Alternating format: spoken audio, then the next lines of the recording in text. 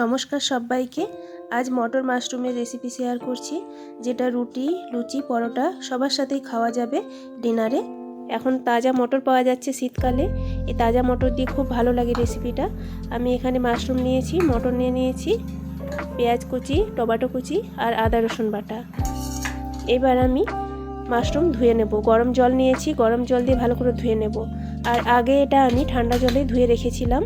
আর mushroom এইভাবে গরম জল দিয়ে ধুয়ে নেওয়াটা খুবই জরুরি, কারণ মাশরুমে অনেক কালো কালো নোংরা লেগে থাকে, সেটা পরিষ্কার হয়ে ধোয়া হয়ে যাবে। মাশরুম ধোয়া হয়ে গেছে। এবার একটি আমি কড়াই গরম করেছি, কড়াই গরম করে এতে 3 থেকে 4 টেবিল চামচ তেল নিয়েছি। গোটা গরম মশলা দিয়ে দিলাম। গোটা গরম মশলা যখন ফুটে উঠবে, তারপরে পেঁয়াজ কুচি আর লবণ দিয়ে পেঁয়াজটাকে ভেজে নেব।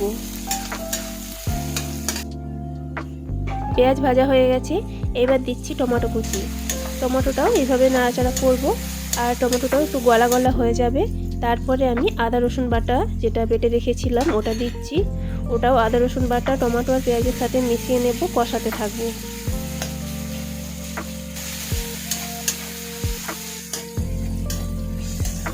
আদা রসুন বাটাটাও প্রায় ভাজা ভাজা হয়ে গেছে। এই অবস্থায় আমি গুঁড়ো মশলা দেব। হলদি গুঁড়ো 1 চা চামচ, লঙ্কার গুঁড়ো 1.5 চা চামচ, একটু জল দিলাম যাতে মশলাটা তলাতে পুড়ে না যায়। এবার কষিয়ে নেব। একটু জল দিয়ে নাড়াচাড়া করে নিলাম। তারপরে আমি ধনে গুঁড়ো আর জিরে গুঁড়ো দিয়ে দিলাম। এটাকেও আমি ভালো করে এর সাথে মিশিয়ে নেব। এবার কষাতে থাকব। কষাতে কষাতে মশলা থেকে তেলটা ছেড়ে এসছে। এবার আমি মটর দিয়ে দেব। মটরটা একটু আগে থেকেই দিচ্ছি, যেহেতু মটরটা সেদ্ধ করা নেই। তারপরে আমি মাশরুম দিয়ে দিলাম। মটর আপনারা হালকা লবণ জলে ভাপ দিয়েও তারপরে দিতে পারেন, কোনো অসুবিধা নেই। আর এইভাবে কাঁচা মটরও দিলে কোনো অসুবিধা নেই। একটু জল দিয়ে দিলাম, তলাতে লেগে যাচ্ছিল। এবার কষিয়ে নেব, সব একসাথে মিশিয়ে কষাতে থাকবো। রান্নাটা যতই কষাতে থাকবো রান্নাটা ভালো হবে ততটা। মশলাটা যতটাই ভাজা ভাজা হবে ভালো লাগবে রান্নাটা। লবণ দিয়ে দিলাম পরিমাণ মতো। লবণ দিয়ে কষিয়ে নিচ্ছি। মাশরুমটা কতটা জল ছেড়ে এসেছে। এবার জল দিয়ে এটাকে রান্না করে নেব 3 থেকে 4 মিনিটের জন্য।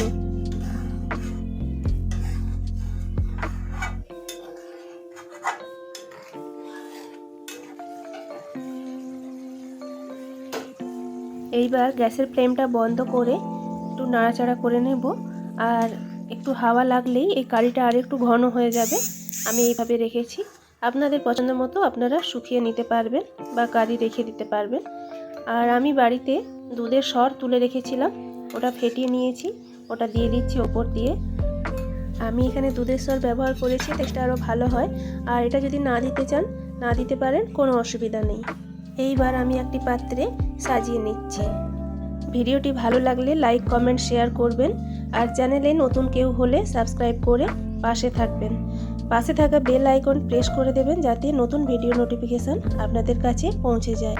অনেক ধন্যবাদ। ফিরে আসছি পরের ভিডিওতে।